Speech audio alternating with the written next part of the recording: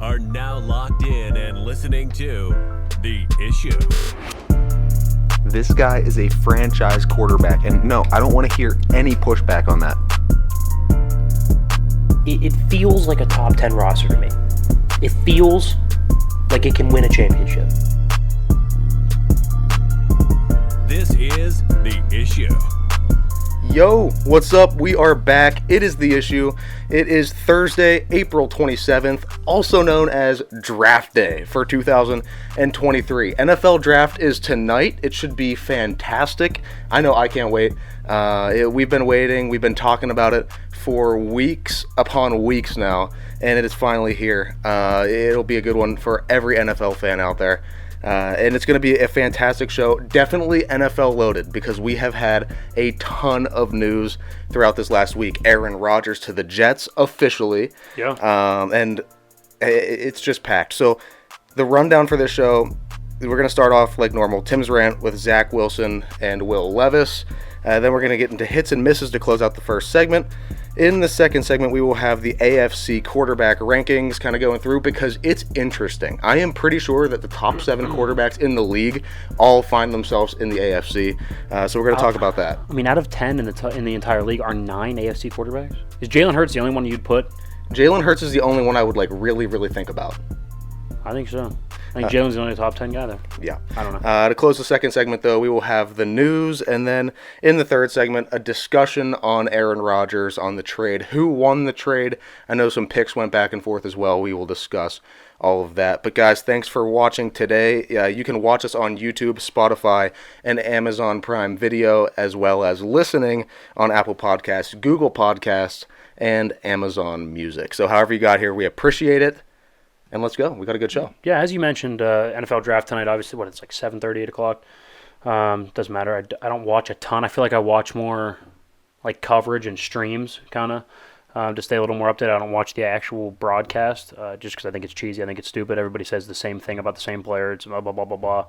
You know, a bunch of stories about childhoods. That's great. That's great and all. But I to be quite frank, I don't really care. But anyway, so I don't know if any of you guys remember or even a fan of the show in the 2021 NFL Draft. For those of you who don't know, that's a Trevor Lawrence, Zach Wilson, Trey Lance, Justin Fields, Mac Jones draft. I was a huge supporter of Trevor Lawrence. I know that's not like a hot take. I wasn't like a minority in that, right? He was a freak of nature, won the national championship, all that, right? But about a week before the draft, I was the minority because a wave and a flood of Zach Wilson love started pouring in. I don't know if you remember this. Everyone kind of saw Zach Wilson, talented, little slight, kind of reckless, but he's a clear number 2, maybe a 3 in the draft. Like he's got some talent there. Then about a week before the draft, there was chatter that Zach Wilson could go number 1. He's the best quarterback in the draft. Yeah, Trevor's tall, but have you seen Zach off platform? That was always the thing. Have you seen Zach throw sidearm? It's very Mahomes-esque. And I said, what an absolute fool you would have to be to take Zach Wilson over Trevor Lawrence. You'd have to be, to be quite honest, an idiot. You'd have to be stupid. He's not even close to the prospect of Trevor Lawrence, and now he's not even close to the player that Lawrence is. I get, I get the hype, about talent can be a little bit overrated. Right? Zach Wilson can throw off platform, off schedule, right? No wrong, he's reckless and he's inaccurate and same thing with Will Levis. Right? Will Levis, he's got a big arm and he can move and when he throws the ball really far, it's really cool. Okay? Well, he's still not super accurate. Still makes kind of weird decisions. Still loses a game to Vanderbilt throwing under 100 yards. For those of you who don't know, Vanderbilt sucks at football generally. They had a good year, but those are the games we win. Those are the games we throw 200 plus 2 touchdowns. Now, I'll tell you right now, I disagree with anything saying that Will Levis will go 1 or even 2. I think there's a very real possibility that he's not even a top 10 pick. Now, here's what will happen, though. Right, because he's big, he's got talent, he's a smart guy. Some team will draft him higher than they probably should and they probably like to. Like a Houston, like an Indianapolis, like a trade-up candidate for Tennessee. Right, be careful on that. I said, okay, both played with minimal talent around them, right? Coming up from 2 non-traditional non-power teams, right? BYU, Kentucky in the SEC. It's a basketball school in the SEC. Levis, it's weird. It's weird. Look at the stats. Levis at UK had 24 starts. Completed, 66% of his throws? Not bad. 218 a game. Roughly 2-to-1 touchdown interception ratio. Let's look at Zach Wilson. 30 starts, so slightly more starts. Actually completes a higher percentage of his passes. This one from college. 68%. 255 yards a game. 4-to-1 touchdown interception ratio. Interesting. Also, now, let's be clear. I think Will Levis carries the weight better. And you might think, Zach is really small. And Will's this big, strong dude. They're both about 6'3". Will's about 225. Zach's about 215. Not that much different. It's not that much different if you actually look at it. So it's not, it's like, oh, Will is here, right? Specimen. And Zach Wilson's this really small Johnny Manziel looking guy. Will Levis is closer to Zach Wilson than you'd think. Much, much closer. I'm not saying the situations are identical, but there's a ton of similarities. I always find myself coming back to one thing, though. We seem to build around this spectacular, when in reality, we should look at what separates players, right? It's not always the wow. Right? Yeah, Mahomes can do the great things. But in reality, he had under 200 yards passing in the Super Bowl. Under 200. Jalen had, 400? Yeah, they lost. Right? It's about what you do consistently. He went 12 of 13 in the second half. The only throw that he missed was a throwaway. How about Joe Burrow? He's probably a close second in a lot of people's eyes, including myself. Doesn't have the biggest arm. He's not the biggest guy. Doesn't run the fastest. Super bright upstairs. Really consistent. Super steady. One of the best third down quarterbacks in football. I know, Josh Allen. Yeah, but he's not more talented now than he was his rookie year. That wasn't the development. It's not like he was, super raw and then popped talent-wise. No, the only thing that changed from his rookie year to now is his consistency, his accuracy. It's kind of how it goes. The boring things. The not throwing sidearm across your body. Right? I don't know. Maybe Will Levis can develop into a Josh Allen type. But I think we should start planning around the majority and not the minority like a Josh Allen was. It doesn't make a ton of sense. You start to stack up the two college careers, there's a ton of similarities here between Zach Wilson and Will Levis. Well, the thing also that really sticks out to me is the hype around both of their pro days. And I think that's really when you saw the draft stock for Zach Wilson get pumped way higher than it ever should have been. Yeah. And you kind of saw the same thing with Will Levis. Now, was I impressed by Zach Wilson's arm? Of course. Those throws are not easy to make. No. Those are top 1% type arms, for sure. But like you said, there's so many other factors that go into it. And then you look at Will Levis's pro day. Yeah, he was airing it out 65 yards easily, and it looked effortless. Yeah. But that doesn't account for the small things, the quarterbackial things, if you will. Tom Brady never had the strongest arm. He was being outthrown by high school prospects. When he was going into the league. I remember that, yeah. He didn't have the biggest arm, but he had it all upstairs. He was cerebral. He made the right adjustments at the line. He knew how to read a defense. I'm not saying that Will Levis doesn't, but it's more than just, do you have the best arm? Are you big? 100%. 100% it is. And also, if we can just talk on Zach Wilson for a little bit here, just to kind of not move away from it, but something else related to Zach Wilson. I've seen this clip all over the place since Aaron Rodgers. Oh, saying he's going to make the life hell? Oh, yeah. The reporter asked him, what are you going to do if the Jets sign veteran X and he comes in, and he's around March, and he's going to compete for the starting job. Oh, I'm going to make that guy's life hell in practice every single day. Really? You're going to make Aaron Rodgers' life hell in practice every single day? I don't know. We'll see. That's a perfect segue to hit number one here. Let's go hits and misses. I mean, we said the Aaron trade would get done, right? I know people, when the news first broke, well, it's not official yet. And we said, no, it's going to get done. It's just a matter of, are they going to give up a second next year? Is it a third or what? Whatever. That wasn't the concern. It was just, when and what's the compensation. Well, now we know what. So they swap picks, and the Packers get a conditional second next year. If Aaron plays 65% of the snaps this year, they get a second round pick next year. The Packers do. What else do the Packers get? They get like a fifth and like a sixth or something like that. So it's not too bad. Yeah, not too bad.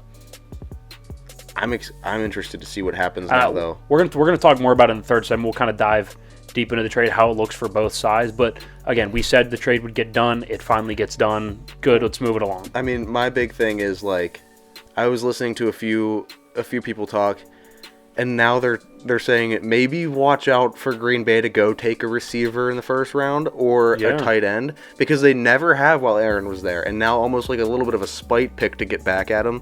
The Packers would. You think so? I think. Look, they're going to do now. Now they're going to do anything they can to make sure that Jordan Love is successful. Well, now I need to think. I think I have Michael Mayer. I had Dalton Kincaid, the tight end, going to the Packers at 15. So now they'll actually be at 13, where I had the Jets taking Michael Mayer, the other tight end in the draft. So both teams taking a tight end. Jets first, Packers second at 13 and 15, but they switched. Now the Jets will be at 15. The Packers will be at 13, so they'd have a chance to go get Kincaid or Mayer, whoever they deem better. Zay Flowers, I think they'd be maybe. Who knows? All right, miss number one here. We thought that the Buccas would be scrappy, competitive, fun to watch, but I thought they were another at least year or two from being this good. I mean, they have a top 5 record in the league. They stand alone atop the NL Central as of now. They dropped the first game to the Dodgers, but they'll be fine. Not the point. They are much better than I thought. And now I do think we need to tamper expectations a little, but I think they are much better than we thought. And we even thought they'd be good, but they are much better than we initially thought. And you were more right on them than I was. I was super conservative on the Pirates. I won't believe it until I see it. It's exciting to watch Pirate baseball for the first time in a long time, and it feels good. But I am still like weary about it. I'm not sure what to trust. I just don't know. It's a young team. We know what the long season can do to young teams. We've seen young Pirate teams break down before. And we know what happens after the All-Star break to the Pirates. It's bad. It's bad. Now we would need to go like 20 games under 500 as of right now to like be under 500. But I mean, they could find a way. The Pirates being competitive is fun, at least. I'll say that. It's very fun. All right, hit number 2 here. Another Pirate take, but from the other end. We are right on this end here. I've had to argue with people, which I didn't think that I would have to, that we should build around Brian Reynolds and not Andrew McCutchen. And I love Kutch, but I've had people saying that we should take the money that we would pay to Brian Reynolds and give it to Kutch. They're completely different situations. Reynolds is entering his prime. Kutch is not even in it anymore. He's on the backside of his career, and he serves a role. He's still a very productive player, but let's be real here. Brian Reynolds is the guy you build around for the next 8 years. Finally, the contract's done. It's 8 years, like $107-ish million. Brian Reynolds is the guy you build around. He's the big dog in the room. The contract finally gets done. Good, they have their centerpiece to build around. I like to compare it to like a golf outing almost. So like you look at Brian Reynolds, he's on like hole 4 going into 5. He's got a long time left. You got a very, very prosperous career in the headlights for Brian Reynolds. Now, Kutch is on like hole 17, 18. Yeah. Like it's getting close to the end. He's got a year or two. You don't shell out money like that to a guy that's on the back end of his career. But that's not a knock on Kutch. Kutch is serving his role. He has been utterly fantastic this year, not only for the locker room, but production-wise as well. Yeah. He's just not an 8-year build-around guy. No. Miss number 2, I thought the Rangers, since acquiring Patrick Kane, would basically lock up the East, but they're in a dogfight with another pretty good team in New Jersey. They got the young guy, Jack Hughes. Mm-hmm. He's the young guy. They won the first 2 on the road. They come back home. They drop the next 2. Patrick Kane only has 1 goal. Now, I'll give him credit. He has 5 assists, so he's been productive on that end of it. But scorer's got to score. He hasn't been scoring. And I don't know. The Rangers have slowed down considerably in the last couple games here. They have, and the NHL playoffs just are not the same without the Penguins in it. No, I do enjoy like seeing highlights of it, Yeah. To still get some of the excitement, but I can't bring myself to like sit down and watch a full game of it right now. I think the excitement's in the West this year. Yeah, the West has been good. The Kraken are winning. Yeah, the Oilers. That's a good series. I will say the Tampa Bay and Leafs, Toronto Maple Leaf series has been great. It's a very chippy series. They've been going back and forth a ton, so that's been a good series. Same with the Bruins and the Panthers. The Bruins. Definitely the West is more interesting top to bottom, though. Hit number 3 here. I said the Rooney selling Hines to like Acrisure Insurance or whatever was dumb. But whatever, it's a name. It's a business. Money's money. I kind of understood it. But I said I'm calling it Hines. It's staying Hines. Well.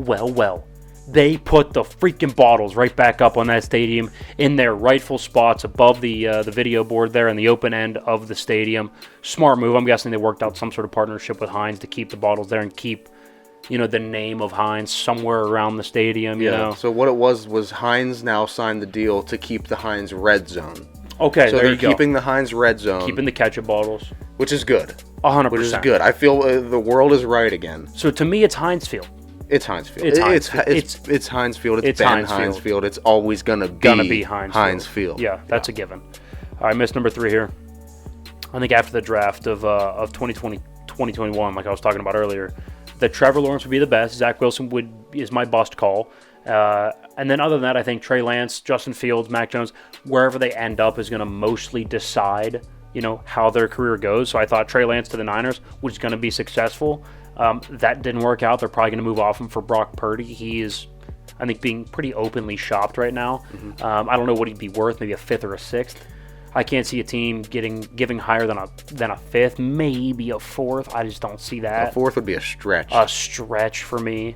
And I think the teams that would want to go get him could use all the draft capital that they need to rebuild their roster. So I don't know what you do with Trey Lance. But I thought if he would go to a good program like the Niners, then it would be successful. He has not been successful. Brock Purdy's probably going to take over there. Yeah, you would think he would have been. Yeah. But the Niners are also in this spot where everything else is right. They have a Super Bowl roster. Everything else in San Francisco is ready to win now. The coach, you're the looking GM. For the perfect guy at quarterback. Yeah, so is everybody else. So you got to be really, really picky. You got to be really picky. Can Trey Lance win you 9 games? Sure. I think but so. Is that where that's not where they're at right now. But to be fair, though, I think Brock can go win you 11 or 12. I think Brock's a very accurate, very on-time, poised deliverer of the football. Yeah, he is a gamer. I agree. It's a good word, gamer.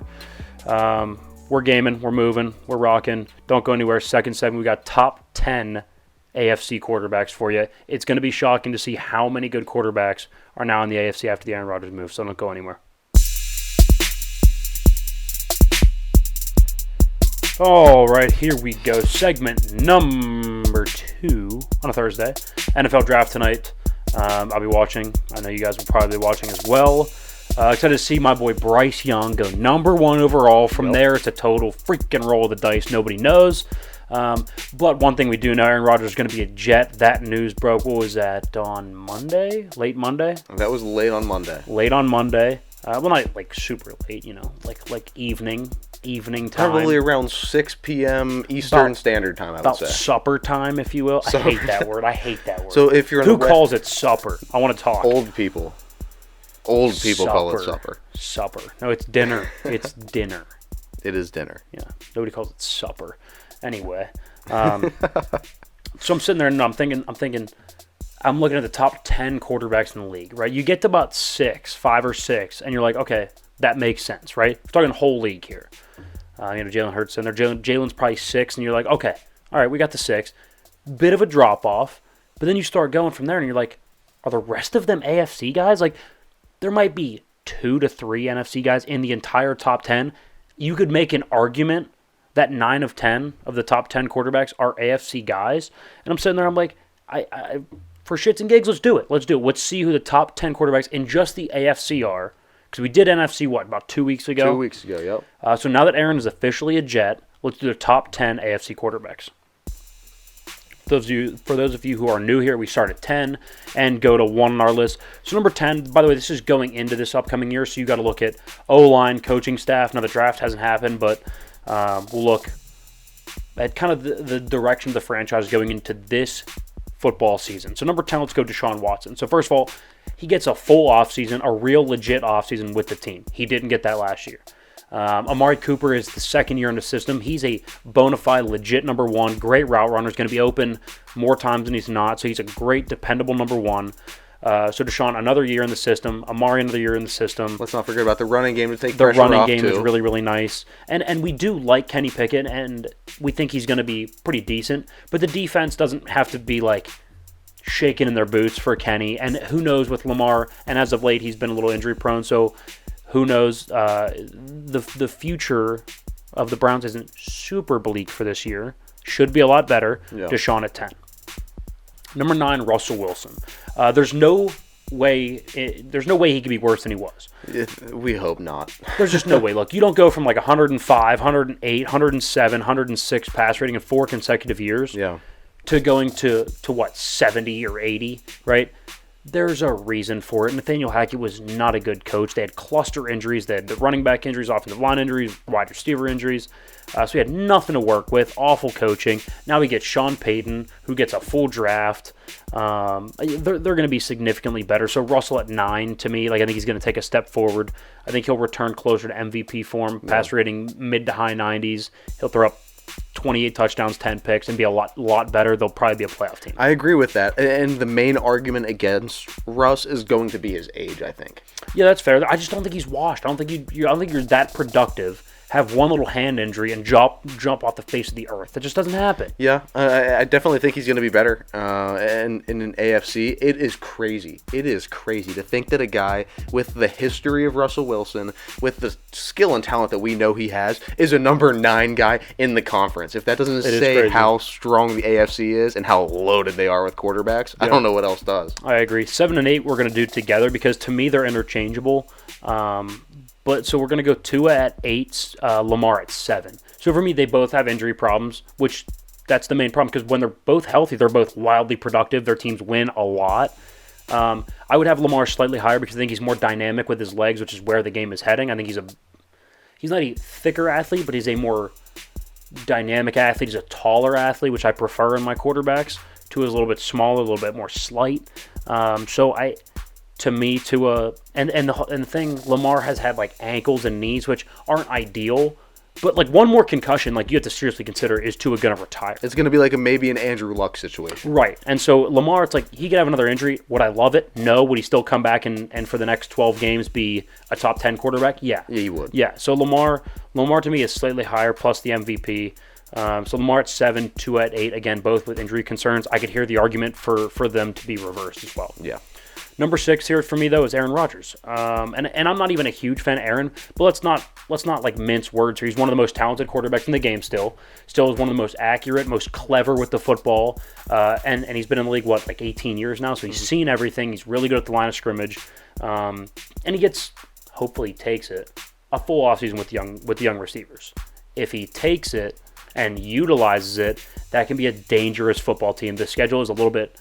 We haven't gotten the order of it yet, but it's not great. So they need to be on their game early. Yes, and I think he's going to show up for the offseason this year. I mean, when you get a new job and you have a bunch of new people that you have to meet and a lot of people that you have to learn how to work with. I mean, he's never played with any of these guys. No. So I think that's going to be a big thing. But he is lower because of the age thing. He is progressively taking steps down. He's still one of the best in the game, but still taking steps down. And I think the guys above him are just that much better. I just don't think he's as committed as the 5 above him. 5 being Trevor Lawrence, the prodigy himself. We talked a little bit about him earlier. Football Jesus. Football Jesus. And he's going to play like that, and he's only going to continue to get better. I think another year under Doug Peterson, you could hear a serious argument for him being above number 4, which is Josh Allen, who is regressing since he's lost Brian Dable.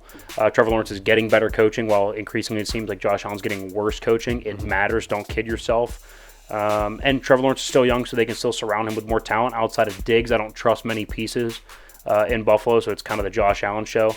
But he is a little bit more talented. He's been in the game a little longer. He's a little bit more refined at this point. So Josh at 4, Trevor at 5. Again, could hear the argument for it reversed. I think the top 3 for me is very, very solid. 3, Herbert. I get a lot of what I get with Josh Allen, but I get less mistakes. I get more polish, more refinement. He's more accurate. I think he throws better on the run. I think he's a better leader. I think he throws better touch balls, like his deep ball with touch. I think is a much better football to catch.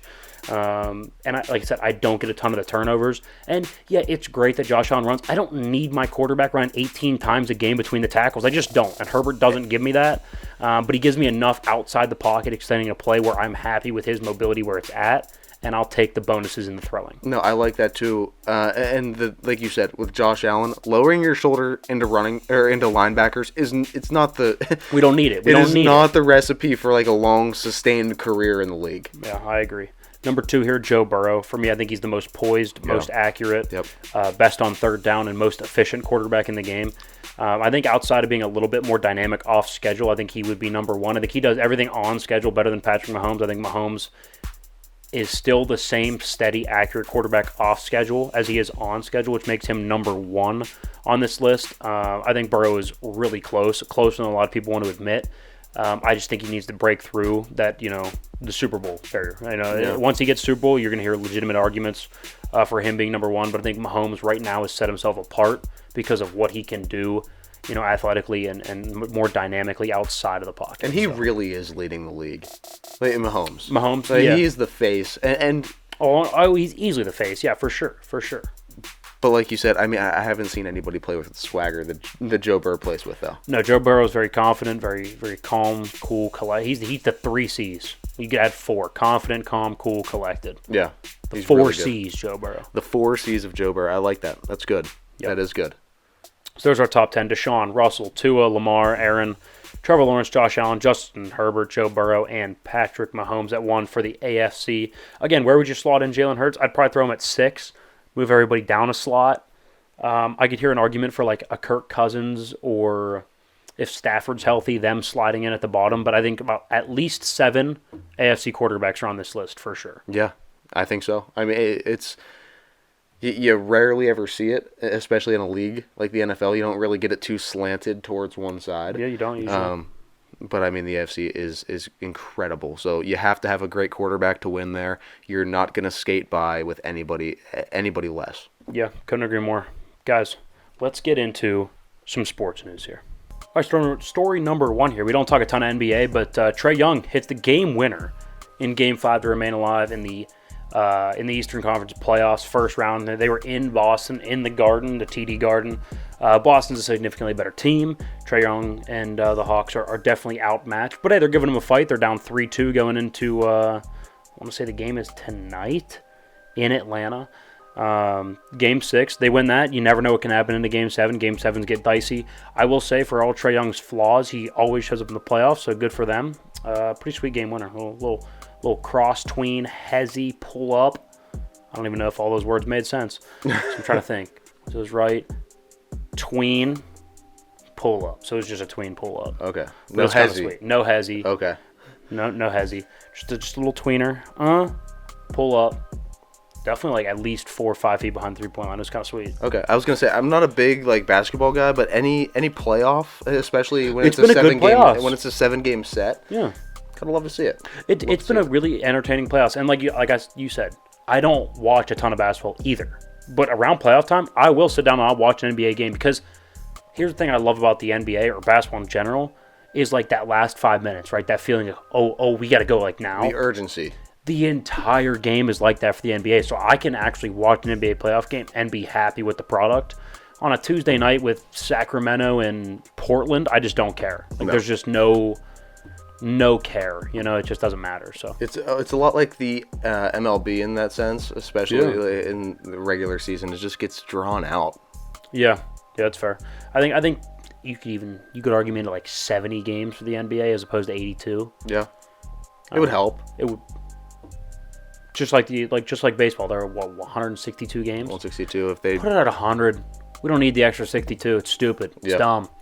Story number 2 here. The Colorado Buffalo football team has had 18 transfers and 2 major decommitments since their Sunday spring game. Not this past Sunday, the Sunday before. It's a little weird. I feel 18 transfers in a week. It's got to be something with Dion, right? But what he's done for that program already is monumental. Sure, and I've seen the transition from last year's spring game to this year's spring game, and that stadium was and packed. The talent that he's brought in. Yeah, he's brought in a lot of talent, but is it possible that this is just more so like the Dion effect? You see it's really popular, especially around social media. All the big young stars want to go there, and then they get there and they're like, okay, it's still Colorado. Still Colorado, right. It's nothing crazy. Yeah, Dion's the coach, and he's going to give you some sweet uniforms. But at the end of the day, it's another coach. Are you going to tell me he's better than Saban? You're going to look at me and tell me he's better than Saban? No. No, I would argue he's probably not even better than Kirby. No, probably not. So I mean, Ryan Day probably not. Dabo probably not. I feel like it was Jim Kelly probably not. I feel like it was so overhyped. Or Brian Kelly, sorry. And then you actually get there and you actually play the spring game and you're like, Okay. Yeah, and I will say, out of the transfers, the 18, I think there's like 4 or 5 starters. I think the rest of them are guys that are like thought they had a chance to get to the spring game. They're like, ooh, probably not going to start. I'm out. Either way, it's interesting though, because it's interesting. You hear the hype something build, to keep your eye on. and then it just drops off a cliff. Yeah, something to keep your eye on for sure. Story number 3 are Max Scherzer. I don't know if you saw. Came off the mound, got checked for the sticky stuff, right? Did the whole thing that they do, right? Checking the glove, the belt, the hat, right? Well, they found something they weren't a huge fan of. They said it was too sticky. Got ejected and suspended 10 games. He is claiming it was sweat and rosin. Here's where it gets interesting. They encourage the players to use like rubbing alcohol to take off any like residue that they might have, to like clear any stick that they might have, right? If you saw David Coney, I don't know. He was on Sunday Night Baseball. Did a little experiment, right? Took some rosin. He was like, my hands are like mildly sweaty, right? He's like, take a little rosin. Got a decent amount of tack. I can grip the ball pretty well. He's like, now let me. So like, he's like, yeah, a little bit of tack. Cleans his hand with an alcohol pad or whatever, like maybe a little bit of rubbing alcohol. Cleans his hand, dries it off, goes back to the rosin almost immediately after like kind of like shaking his hand off. Goes back to the rosin immediately, picks up a baseball and it holds there. So like the alcohol cleans off the initial sticky. If you go right back to the rosin though, after the alcohol, it is so sticky, like crazy sticky. Yeah. Like pine tar level stick, which would make sense why the umpires thought it was a pine tar level like sticky substance. It's interesting, but like my thing is like, why does Scherzer's always trying to find a way to like manipulate the game? It's total Scherzer. But I mean, like to be fair, they're encouraging the use of the alcohol, and you're allowed to use rosin. Yeah. You're allowed to use sweat. Those are all legal substances. Now, are we 100% sure that's all that it was? That's what he claims. But then why are you suspended for 10 games? Because anything that gets you ejected sticky-wise gets you suspended, automatically comes with 10-game suspension if you're thrown out. So is he like calling for some sort of investigation? Well, he's appealing it for sure. He's appealing it. Okay. And he can play while it's getting appealed. But it's just like, it's a little crazy. I mean, yeah. It's gone too far. It's a little dilemma, I would say. It is. Because it's like if he was using what you guys deem legal, and you see the experiment that the guy did on Sunday Night Baseball, it's like, well, if that's legal, then what do you do? Because then it's like, well, then if we see that on the hand, well, then we'll let it slide. But if it feels just like pine tar, how are the umpires going to decipher in the moment if that's pine tar, if they're doing the check, if that's pine tar and that's not? I guess color. You go for the color at that point? Yeah, but there is a little bit of discoloration with the rosin. And I'd assume that you have just dirt on your hands. Dirt, sweat. Yeah, right. Make it appear that way. 100%. Another baseball thing, too. What was it? Castellanos with the bat? Did you see that? What Castellanos do? It was like he hadn't at bat. Oh, with the chipped with thing? The chipped bat. That was like from 2 years ago, yeah. Yeah, I saw that. It just came that was up. a while ago, yeah. Yeah, you're allowed to. So there's like a rule that deemed how much the bat can be chipped. Evidently, they found that his wasn't chipped enough to overturn the call. Yeah. But they just didn't let him use it. I knew it was from a while ago, but I saw it like I think yesterday. Yeah. And it's odd. It's interesting. There's a lot of stuff like that within baseball that can like go either way. A lot of gray area, a lot of discretion calls. It tightened down the rules a little bit over there. Yeah. Either way, guys, don't go anywhere. We're going to do a little Aaron Rodgers to the Jets discussion, talking about maybe who won the trade, what it kind of looks like for both sides, the Packers and the Jets, even Aaron as an individual. So we'll get into that in the third segment. Don't go anywhere.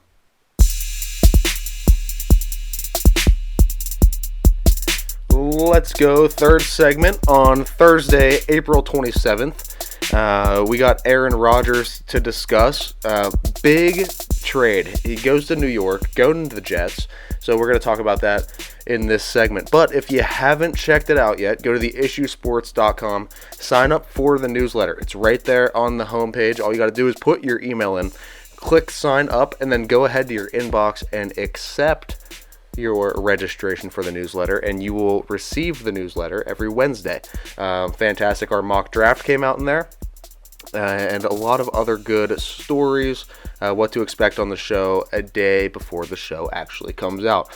So make sure you go do that. And then while you're there, check out some of the merchandise in the shop. We are going to be rolling out our new summer line coming up here within a week or two. So keep your eyes out for that, and there should be, some email marketing to go along with that. Yeah. But like I said, this segment will be good. Lots happened in the NFL. Let's start, because it's a lot to keep track of, what they gave up, what they got for both sides. Yes. Let's start. Let's just hash it all out, right? Okay. Write Packers, we got to make a T chart here, all right? Packers on one side, Okay. Jets on the other, right? So the Jets had the 13th pick, Packers had the 15th. They're going to swap. So the Jets get the 15th this year, Packers get the 13th this year. Yep. Obviously, the Jets get Aaron. The Packers are also going to get the 42nd overall pick. It's a second rounder this year. So 42 overall. Okay. Good? Good. The Packers are also going to get a conditional second next year. That could become a first. If If Aaron plays 60... Yes, could become a first if Aaron plays 65%. Yes, you're right. Second round pick for sure. If Aaron plays 65% or more, then it's a first. Okay. There's more. That's what I'm saying. It's a lot to hash out.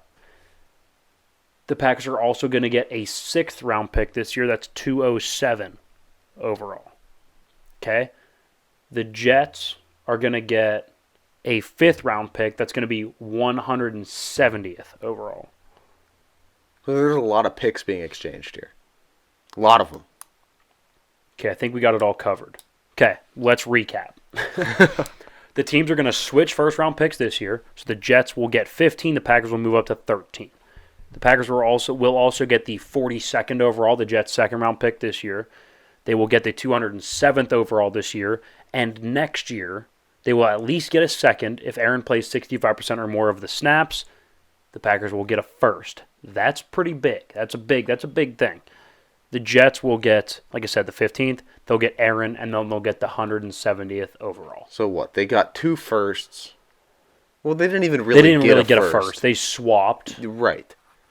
So they probably get a first. I see Aaron playing more than... Yeah. That's basically half. He's going to play more than half the damn games. Yeah, unless there's some kind of freak injury. But, so basically they just moved up. They got a first, and then they got a 5th. And a second this year. And a second. The second's pretty bad. 42 overall. That's pretty good. That's a very high second-round pick. It's a good pick. So is Aaron worth that to you, in your eyes? Like you're saying, did Green Bay get enough? Yeah. Or did the Jets give up too much? No, I don't think the Jets gave up too much. I don't think the Packers got hosed either, though. I don't. I don't know. Look, here's the thing. The Packers have their guy that they are ready to move on to. At this point in their program, they're not. It's just not worth it for them to put up with all the bullshit, to be honest with you. It's annoying. Like, Aaron is his own entity. It's his own drama. It's every single day, every single person that steps up to that podium has to answer a question about Aaron Rodgers. And Aaron would turn around and say, well, I'm not the one asking the damn question. Well, you're the one creating the damn story. All right?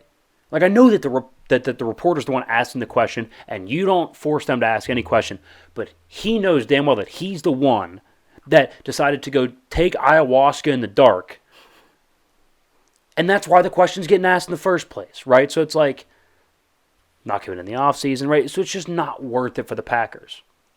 But on the flip side, fresh start with the Jets. I think we talked about this earlier, right? You get a new job, you're going to show up a little more often, you're going to be a little more engaged, right? Aaron with a fresh start, I see as a very productive, very, very productive quarterback for New York.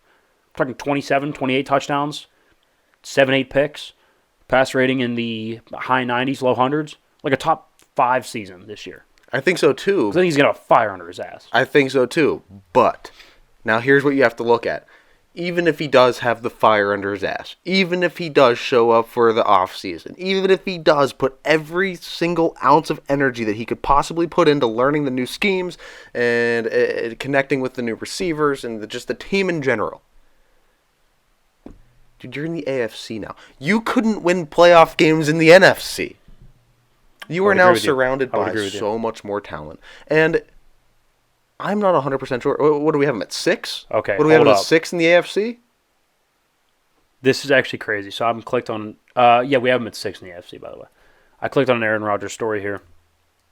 Little graphic pops up here. Since 2008, I think that's when Aaron took over. Yeah, it'd be about that. Since 2008, touchdown to interception ratio, he's first. Jets quarterbacks are last. Passer rating, he's second. The Jets quarterbacks are last. Passing touchdowns, he's first. Jets quarterbacks are 31st. Since 08. Okay. So I mean, like, two things can be true. Is it gonna be the most wild success of all time? They go win 14 games and they end up in the AFC Championship game, lose a tough one in overtime to Mahomes, and you could see them building. They might be a handful next year. Yeah, I guess that could happen, you know. But realistically, the flip side can also be true. Loaded AFC. Bunch of young pieces. He does not like young receivers. Defensive head coach on the hot seat. But it is an upgrade. It is an upgrade. It's an upgrade for sure. But, dude, just to win your division, that's Josh Allen and the Bills. Tua, who when healthy, is very productive. That's Tua and the Dolphins. And the Dolphins they're nobody to take lightly. That's that's a very productive football team. It's a good team. We just 100%. don't like Tua all that much. Yeah, but I mean, at the end of the day, he's still productive and he wins when he's healthy. Yeah, so there's two teams there in your own division. And let's not act like going through Bill Belichick twice a year is a cakewalk. No, it isn't. Because they do have a pretty good defensive roster, and Bill Belichick. They do. And then you have to look at, what did you just leave? Well, you left the NFC North, and you've been in a fist fight with the freaking Minnesota Vikings. Yeah. And here's what's crazy. The Vikings, they almost 100% take a step back. They're not going to go 11-0 in one-score games again. Like, they're just not. They're not winning 13 games again. Yeah. They'll take a step back. The Bears are going to be just about as bad. The Lions might be slightly better. Okay, so who wins the trade? Who won the trade? Are we talking short-term or long-term? Let's go this season. Let's go this season because we don't know if Aaron's going to play longer. We don't know. Because he probably won't. So you have Jordan Love and the Packers. Aaron Rodgers and the Jets. I think the Jets do win the trade. Yeah. I mean, they have the young pieces. They have a lot of young talent. And I think they do win the trade. And here's the thing. If you are even going to have a chance in the AFC, you do need to make a swing like this and go get a big name, a big star like Aaron. And he might be on the backside of his prime, but he's still a really talented player, really good upstairs. Do I want to see some more from in the offseason, right? Yeah. Do I want to see him connect with young receivers more? Absolutely. But I would say it's still how did they win 7 games last year? How? I don't know. Zach Wilson, Mike White, Joe Flacco. How do they win 7 games? Defense? Yeah, no, add Aaron. They got a negative. Their quarterbacks negatively contributed to winning last year as a whole, and they won 7 games. Yeah. Add Aaron, who is going to positively contribute to winning. So now, who do you hope wins the trade, though? Because I'm almost rooting for Green Bay. Ideally, Green Bay, because I think they're very similar to Pittsburgh in like hometown feel, build up from the ground up. So like you move off an arrogant, relatively annoying star, and I don't mind Aaron, but he is. Let's be real, he is that. I mean, we got annoyed covering him every single week. Yeah, he is that. I mean, and you're going to like a very humble, quiet kid from from what it seems like, and you kind of hope that works out for them. I mean, I hope it does. I hope they get him with that spite pick. I hope they pick a receiver or a tight end. Hopefully. Just to kind of throw it in Aaron's face. Just like, hopefully. Look, we're going to build around this guy, but, Yeah. Because he's not loud and, going on darkness retreats and drinking herbal teas. It's an interesting idea. Get you all screwed up. I guess we'll find out, huh? Yeah. But, guys, that's all we have for today. Make sure you're going to the website, go to the Instagram, the TikTok. All those links can be found in the description of the episode wherever you are watching or listening. So make sure you're going, checking all that out. We have a lot of good merch dropping soon, a lot of good stuff coming up, and you're not going to want to miss that. So make sure you're subscribed everywhere as well. But, guys, thanks so much for stopping by, and that was The Issue.